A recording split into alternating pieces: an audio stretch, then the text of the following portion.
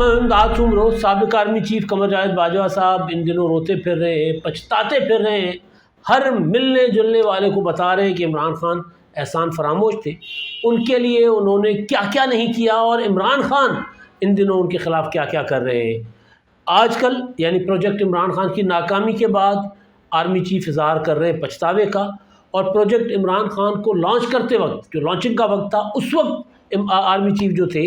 قمر جاوید باجوہ صاحب وہ کیا کیا کرتے پھر رہے تھے۔ اب کہانیاں سامنے آ رہی ہیں، اور میرے پاس قمر جاوید باجوہ صاحب کی ایک بیرون ملک کی کہانی سامنے آئی ہے، مجھے ملی ہے، کسی مہربان نے دی ہے، بڑی دلچسپ کہانی ہے۔ باجوہ صاحب کیونکہ اس وقت عمران خان کا پروجیکٹ لانچ کرنے کے لیے اتنے ان کا اشتیاق تھا، اتنا ایگر تھے، اتنا شوق تھا ان کو کہ وہ کوئی نہیں دیکھتے تھے کہ کہاں بیٹھے ہوئے، ان کی پوزیشن کیا ہے اور کن کے سامنے یہ بات کر رہے ہیں۔ وہ برملا کہہ رہے ہوتے تھے کہ جی عمران خان پاکستان کے مسیحا ہیں، 18ویں ترمیم پاکستان کی مصیبت ہے، اور صدارتی نظام پاکستان کے لیے نجات کا سامان ہے۔ یہ آرمی چیف قمر جاوید باجوہ صاحب 3 نکاتی ایجنڈا پر پاکستان کے اندر اور پاکستان کے باہر لابنگ کرتے پھر رہے تھے، یا بتاتے پھر رہے تھے کہ جی میرا یہ فیصلہ ہے، میں Qamar Javed Bajwa army chief of Pakistan یہ فیصلہ کر چکا ہوا ہوں کہ عمران خان کو ہر صورت وزیر اعظم بنانا ہے،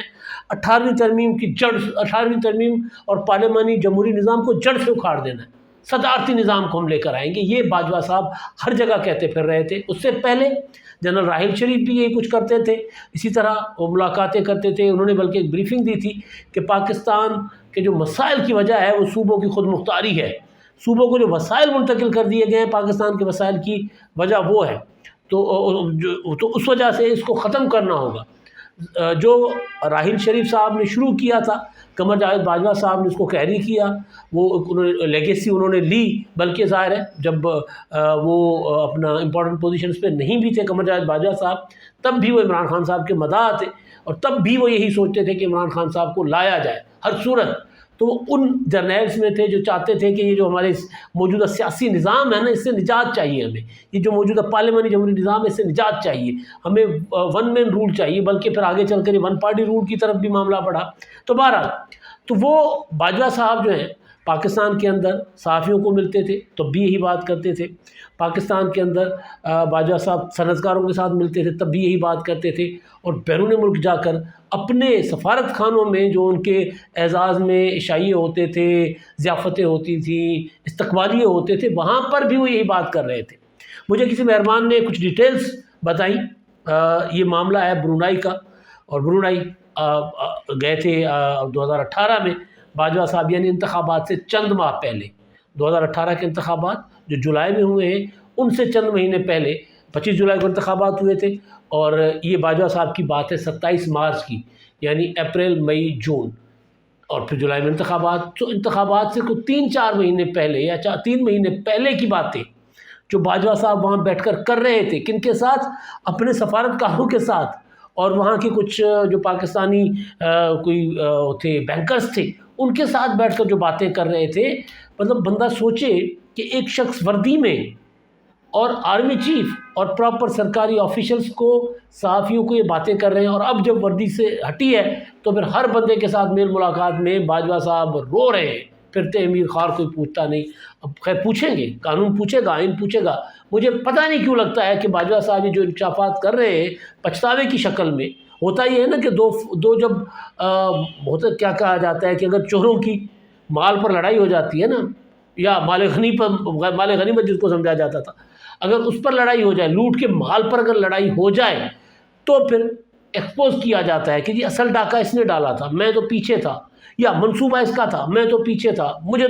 میں جب آیا تو میرے پاس تو اختیار ہی نہیں تھا۔ عمران خان صاحب کہہ رہے ہیں کہ میرے پاس اختیار نہیں تھا، سارا کچھ قمر جاوید باجوہ صاحب کرتے رہے۔ باجوہ صاحب کہہ رہے ہیں کہ جی اختیار تو سارا ان کا تھا، ان کو تو ہم لائے تھے بنا کر، اس کے بعد ان کو ملک ان کے حوالے کر دیا تھا، ہم نے عدالتوں کو مینیج کیا، جو بھی وہ ساری باتیں آپ کو پتہ ہے، ہم نے ان کو صادق اور امین ڈکلیئر کروایا۔ یہ آج کل وہی کہتے پھر رہے ہیں، لیکن تب کیا کرتے تھے؟ 27 مارچ برونائی 2018، عمران خان صاحب اپنا باجوہ صاحب کو ایک ضیافت، ایک نہیں کئی وہاں پر تقریبیں تھیں کہ میں آپ کو تصویریں شیئر کر رہا ہوں، وہیں کی تصویریں ہیں، اور انہی میل ملاقاتوں کی تصویریں باجوہ صاحب جو وہاں پر کیا کرتے تھے۔ تو وہاں پر باجوہ صاحب نے باتوں میں بتا دیا کہ پروجیکٹ عمران خان کو فائنل کر چکے ہوئے ہیں، پروجیکٹ عمران خان ان کا فیصلہ ہے، ادارے کا فیصلہ ہے کہ عمران خان صاحب آئیں گے تو پاکستان بچے گا، پاکستان آئندہ آگے بڑھے گا۔ تو جس سورس نے مجھے بتایا وہ یہ بتا رہے تھے کہ جی ایک ضیافت میں بیٹھے ہوئے تھے، باجوہ صاحب کے اعزاز میں ضیافت تھی، وہاں پر 5-6 لوگ تھے، ان میں جو اپنا ہائی کمشنر تھے اس وقت کے برونائی کے، ریٹائرڈ جنرل طارق رشید صاحب ہیں، ڈپٹی ہائی کمشنر تھے علی احمد سروری صاحب تھے، اس کے علاوہ ڈاکٹر انوار الحق صاحب تھے، کوئی اس طرح کچھ اور لوگ تھے، اور انہوں نے وہاں پر ایک محمد اعظم صاحب تھے، اور کوئی فیروز خان صاحب تھے، مبشر اعظم صاحب تھے، بینکر تھے وہاں کے، پاکستانی لیکن وہاں کسی بڑے بینک میں، برونائی اسلامک بینک کے کچھ تھے، وہ وہاں پر تھے۔ اور یہ میں نام اس لیے دے رہا ہوں، تصویریں بھی ہیں تاکہ یہ ہو کہ بات کوئی ادھر ادھر کی نہیں ہے۔ تو وہاں پر باجوہ صاحب نے آغاز کیا گپ شپ کا، اور وہ یہ بتا رہے تھے کہ جی عمران خان صاحب جو ہے وہ پاکستان کے لیے ضروری ہیں، لازم اور ملزوم ہے، پاکستان اب چلے گا تو عمران خان صاحب کی قیادت میں چلے گا، عمران خان صاحب وزیر اعظم بنیں گے تو پاکستان چلے گا۔ پھر وہ بتا رہے تھے کہ جی عمران خان صاحب جو ہیں وہ دلیر آدمی ہیں، اپنا ایماندار آدمی ہیں، اور ان کے پاس آئیڈیاز بہت ہیں۔ اصل بات یہ ہے کہ عمران خان صاحب نے ایسا چونا لگایا تھا نا ہمارے فوجی افسران کو، ہماری وہ جو اس وقت کی ملٹری کمان تھی، چاہے وہ راحل شریف صاحب تھے، چاہے اس سے پہلے ظہیر الاسلام صاحب تھے، چاہے اس سے پہلے پاشا صاحب تھے۔ ایک چیز یہ تھی کہ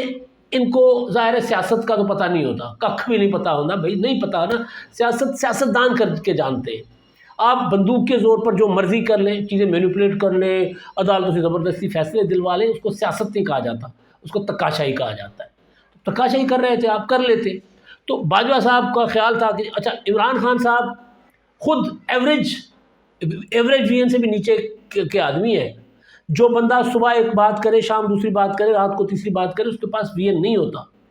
پہلے کہتے تھے کہ جی ٹیکنوکریٹ گورنمنٹ آ جاتی، مجھے اگر نکالنا ہی تھا تو ٹیکنوکریٹ گورنمنٹ لے آتے تو زیادہ بہتر تھا، اس سے ملک کا بھلا ہو جاتا۔ آج کل کہتے ہیں جی ٹیکنوکریٹ گورنمنٹ لائی جا رہی ہے، ٹیکنوکریٹ گورنمنٹ لائی جا رہی ہے، رو رہے ہیں۔ پہلے کہتے تھے کہ جو نیوٹرل ہوتا ہے وہ جانور ہوتا ہے، اب کہتے ہیں کہ جی فوج اگر نیوٹرل ہو ہی گئی ہے تو پھر نیوٹرل رہے، مطلب پتہ ہی کچھ نہیں ہے۔ پہلے کہتے تھے کہ پرویز الہی ڈاکو ہے، آج پرویز الہی صاحب کی تعریف ہے۔ پہلے کہتے تھے کہ عثمان بزدار جو ہے وہ تو اپنا دنیا جب سے بنی ہے، جب سے پارلیمانی جمہوری نظام آیا ہے، تب سے عثمان بزدار جیسا لائق سی ایم کوئی آیا ہی نہیں ہے، کوئی نہیں آیا۔ اور اب کہتے پھر رہے ہیں کہ عثمان بزدار تو میری مجبوری تھے، ان کو اگر میں ہٹا دیتا تو جی میرے پارٹی کے اندر دراڑیں پڑ جاتی۔ تو مطلب عمران خان صاحب، کبھی قمر جاوید باجوہ صاحب جو تھے وہ پاکستان کیا انسانی تاریخ کے سب سے بڑے ڈیموکریٹ جرنل تھے، اور اب وہی باجوہ صاحب غدار بھی ہیں، میر جعفر بھی ہیں، میر صادق بھی ہیں۔ تو بہرحال تو انہوں نے، آپ سوچیں کہ عمران خان صاحب جو ایوریج سوچ سے بھی نیچے والی سوچ کے ایک پولیٹیکل آدمی ہیں، چالاک ضرور ہیں، چتر ضرور ہیں، لیکن پولیٹیکل وی این کی میں بات کروں، پولیٹیکل وی این ان کے پاس نہیں ہے۔ وہ سازشی ضرور ہیں، چیزیں مینیپولیٹ ضرور کر لیتے ہیں، فوج کے ساتھ مل کے، کسی طاقتور کے ساتھ مل کے، کسی پیسے والے کے ساتھ مل کے مال بنانا آتا ہے، پروپیگنڈا کرنا آتا ہے۔ پولیٹیکل وی این ہوتا ہے کہ آپ چیزیں بہتری کس طرح لے کر آ رہے ہیں ملک کے لیے، قوم کے لیے، اور پھر اپنا پولیٹیکل پارٹی کو کس طرح آپ ساتھ لے کر چل رہے ہیں۔ نہیں ہے عمران خان صاحب کے پاس، ڈکٹیٹر ہے، کہتے ہیں کہ جی میں نے فیصلہ کر لیا ہے، اب آپ اس میرے فیصلے کے ساتھ ہیں یا نہیں ہے، میں نے تو ادھر جانا ہے۔ تو بہرحال تو باجوہ صاحب یا ان کے جو باقی ساتھی جرنیلز تھے یا دیگر نچلے جو افسران تھے،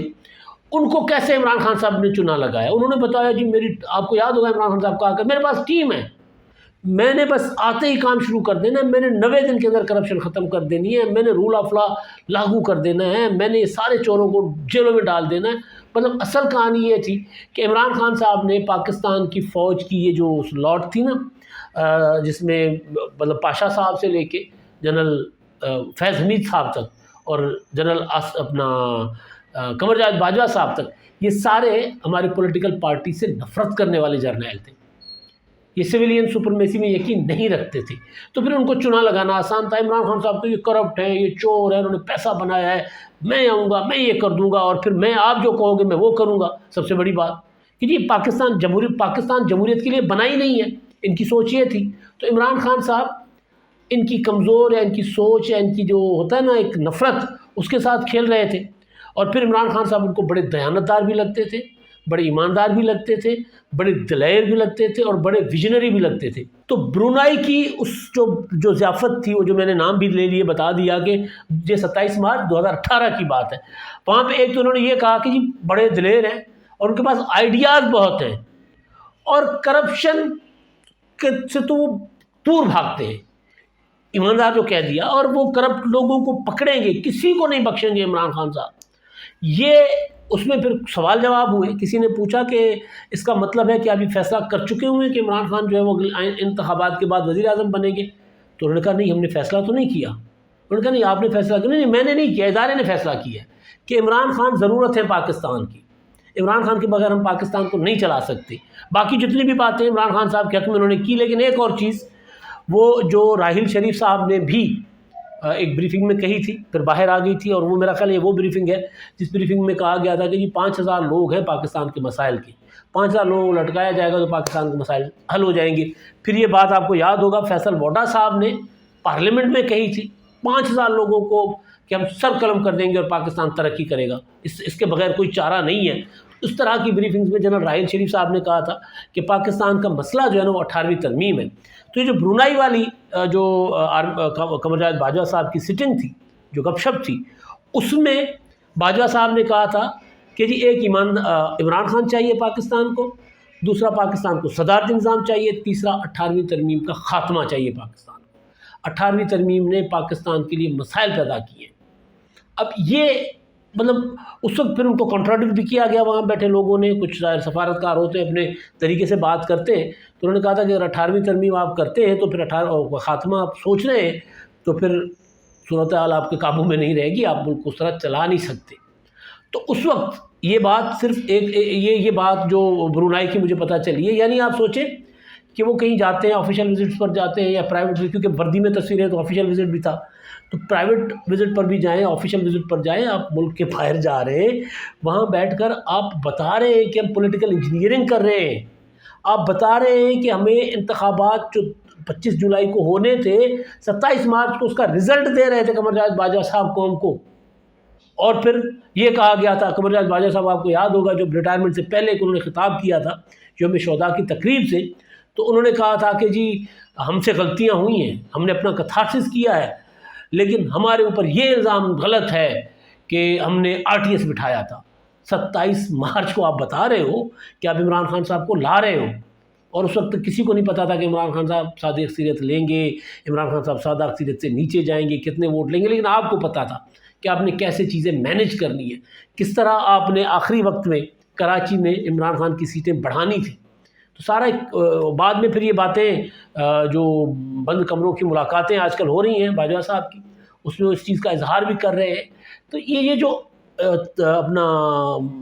پروجیکٹ عمران خان تھا نا، جو اب گلے پڑ چکا ہوا ہے، جس سے اب جان نہیں چھڑا پا رہی پاکستان کی جو سابقہ فوجی کمان ہے، بلکہ موجودہ فوجی کمان بھی یہی کوشش کر رہی ہے کہ یار یہ جو اس کے ملبے تلے ہم دبے ہوئے ہیں، اس سے ہم جان چھڑائیں۔ اسی لیے بار بار آ کر پریس کانفرنسز کر کے پاکستان کی تاریخ میں کبھی ایسا نہیں ہوا کہ فوج آ کر یہ کہے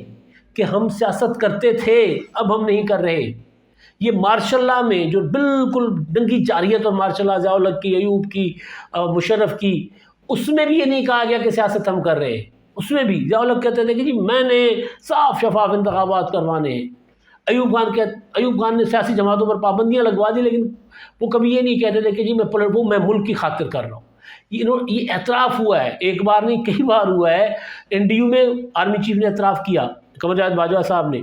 منصور علی خان سے ملاقاتوں میں اعتراف کیا، یعنی وہ جو سورسز کے ذریعے ملاقاتیں ہیں یا کیا ہے، سورسز کے ذریعے جو انٹرویو آیا، جاوید چودھری کی ملاقات میں اعتراف کیا، انصار عباسی کے ساتھ اعتراف کیا۔ یہ سارے اعتراف اس طرح پہلے ماضی میں نہیں ہوا کرتے تھے۔ اور پھر DG/ISI نے پریس کانفرنس کر کے کہا کہ ہم سے غلطیاں ہوئی ہیں۔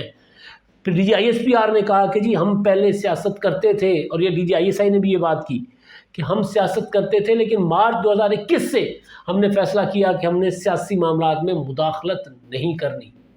تو باجوہ صاحب جو ہیں وہ اب پچھتاوے کا اظہار کر رہے ہیں، لیکن جس طرح آج کل ان کی زبان سے عمران خان کی احسان فراموشی نکل رہی ہے، اسی طرح جولائی 2018 سے پہلے عمران خان صاحب کی جو تھے گن اوصاف عمران خان صاحب سے بڑا کوئی لیڈر نہیں ہے، عمران خان صاحب سے بڑا کسی کا ویژن نہیں ہے، یہ باتیں کیا کرتے تھے۔ اور پھر کہتے ہیں نا کھودا پہاڑ نکلا چوہا، تو عمران خان صاحب نے ایسا ہمارے ان ویژنری جرنیلز کو عمران خان صاحب نے ایسا چونا لگایا کہ اب عالم یہ ہے کہ ناکامیاں ظاہر ہے مشترکہ ہیں۔ یہ نہیں ہو سکتا کہ عمران خان صاحب کو آپ لائیں اور آپ یہ کہیں کہ جو پاکستان آج بھگت رہا ہے اس کی وجہ عمران خان ہے۔ عمران خان ٹھیک کر رہے ہیں، عمران خان کہہ رہے ہیں کہ جی چلا تو ملک کو یہ رہے تھے، مجھے تو انہوں نے کٹ پتلی کے طور پر بٹھایا ہوا تھا نا۔ بلاول بھٹو نے کہا تھا عمران خان صاحب کو سلیکٹڈ،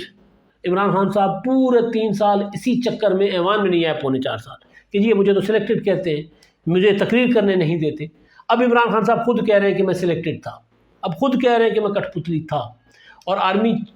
جو اس وقت کے آرمی چیف تھے باجوہ صاحب وہ بھی اعتراف کر رہے ہیں کہ عمران خان صاحب کٹ پتلی تھے۔ اصل چیز جو ہے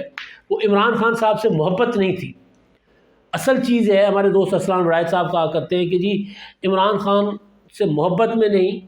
آصف زرداری اور نواز شریف کی نفرت میں عمران خان کو بڑا لیڈر بنایا گیا،